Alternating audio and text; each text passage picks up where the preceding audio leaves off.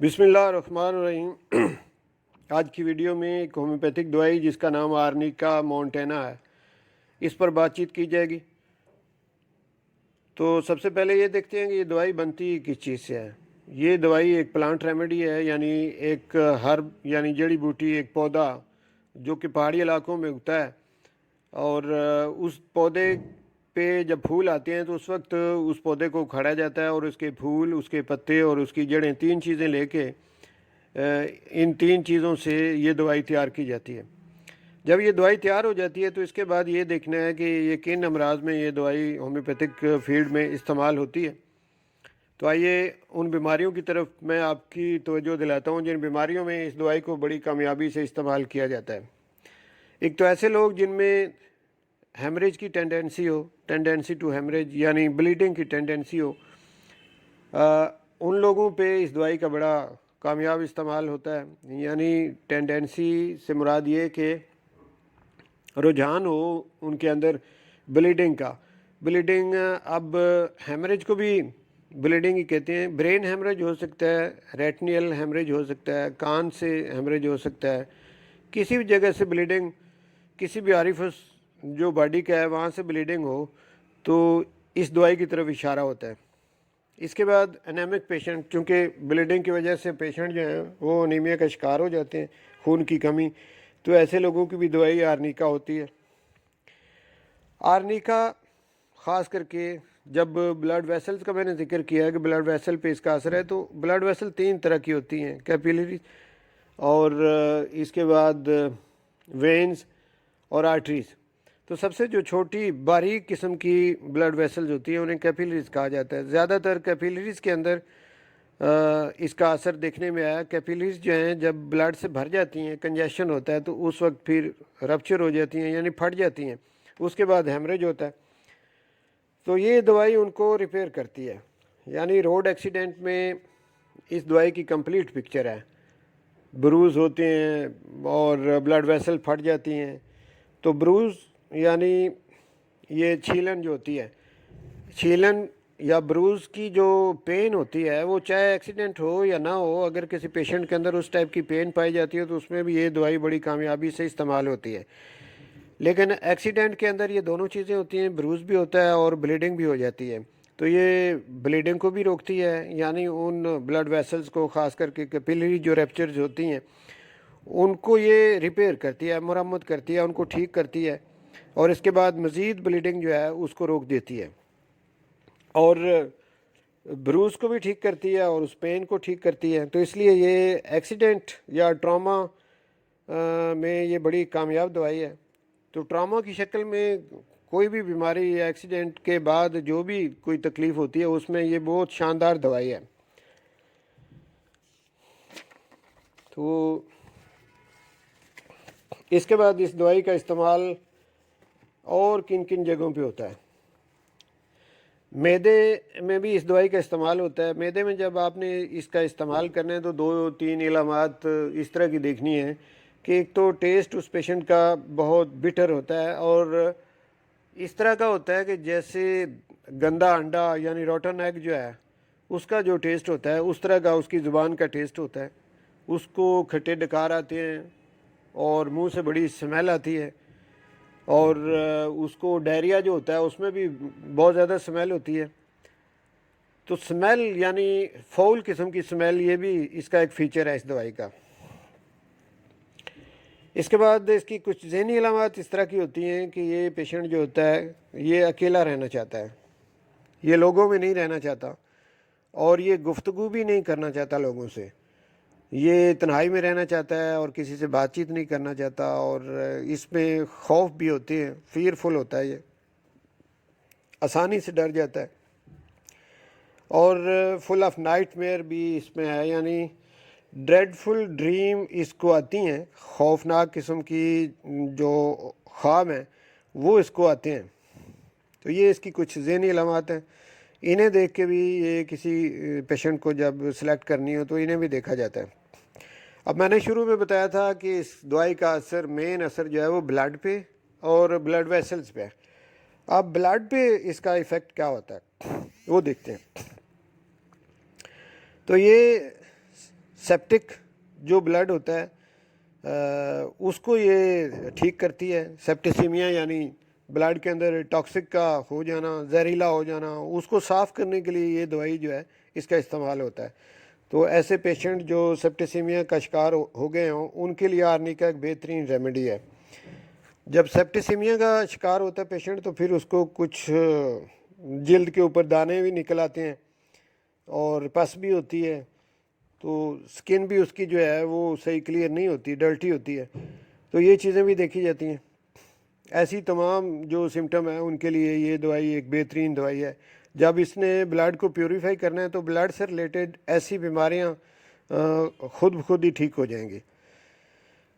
اس کے بعد ڈپریشن بھی ایک سائن ہے, ایک سمٹم ہے اس کی, کہ ایسے جو پیشنٹ ہوتے ہیں آرنیکا کے وہ ڈپریس رہتے ہیں, ڈپریشن آف اسپرٹ خاص کر کے, اور ایبسنٹ مائنڈیڈ ہوتے ہیں, ہائپوکونڈریل ہوتے ہیں, انگزائٹی جو ان کی ہے وہ اس طرح کی ہوتی ہے, اور ڈس لائکس سمپیتھی ان کے ساتھ اگر آپ ہمدردی کریں تو یہ ان کو اچھی نہیں لگتی. اور فیئر آف پلیسز, اس کو میڈیکل میں کہتے ہیں ایگیروفوبیا یا فیئر آف پلیسز. مختلف جگہیں جو ہوتی ہیں, ویران جگہیں یا کھلی جگہیں, ان کا بھی ایک خوف اس میں ہوتا ہے. جیسا میں نے کہا کہ اس دوائی کے اندر فاؤل سمیل جو ہے وہ اس کا ایک فیچر ہے, تو ایک فیچر اس کا اور بھی ہے کہ سڈن فیئر جو ہوتا ہے, اور وہ بھی خاص کر کے فیئر آف ڈیتھ, تھنیٹوفوبیا اس کو کہتے ہیں, تو یہ بھی اس کا ایک فیچر ہے اس دوائی کا. اور ایسا پیشنٹ موروز بھی ہوتا ہے, یعنی سیڈ ہوتا ہے پیشنٹ, جو ہے اداس رہتا ہے. یہ کچھ اس کی فردر جو میں نے آپ کو مینٹل سمٹم بتائی ہیں, کچھ پہلے بتائیں, تو یہ ساری مینٹل سمٹم جو ہیں, کیونکہ ہومیوپیتھی میں سب سے زیادہ اہمیت جو دی جاتی ہے وہ مینٹل سمٹم کو دی جاتی ہے. تو یہ اس کی آرنیکا کی کچھ مینٹل سمٹم میں نے آپ کے سامنے رکھی ہیں. اور اس کے بعد یہ ہے کہ اس کو جو باڈی کے اندر پین ہوتی ہے وہ بھی زیادہ تر سڈن ہوتی ہے, اور فیئر بھی اس کو سڈن ہی ہوتا ہے. اور اس کے علاوہ ٹائیفائڈ, ملیریا, یا تو ٹائیفائڈ کسی کو ہو تو اس کے لیے بھی, یا ملیریا, یا اس سے ملتی جلتی سمٹمز ہوں, ٹائیفائڈ سے اور ملیریا سے ملتی جلتی سمٹم جس پیشنٹ میں پائی جاتی ہوں, تو اس کے لیے ایک بہترین ریمیڈی ہے. اور یہ ریمیڈی پریونشن کے طور پہ اگر آپ دیں, یعنی پہلے سے کسی چیز کو روکنے کے لیے, تو پھر یہ سپریشن کو اور سیپٹیسیمیا کو روکتی ہے. اور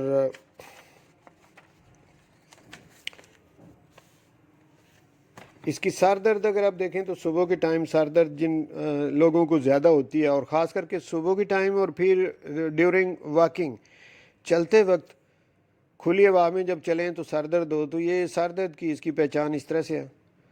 اور وہ سر درد جو چولہے کے قریب بیٹھنے سے بڑھ جاتی ہو, وہ بھی آرنیکا کی پہچان ہے.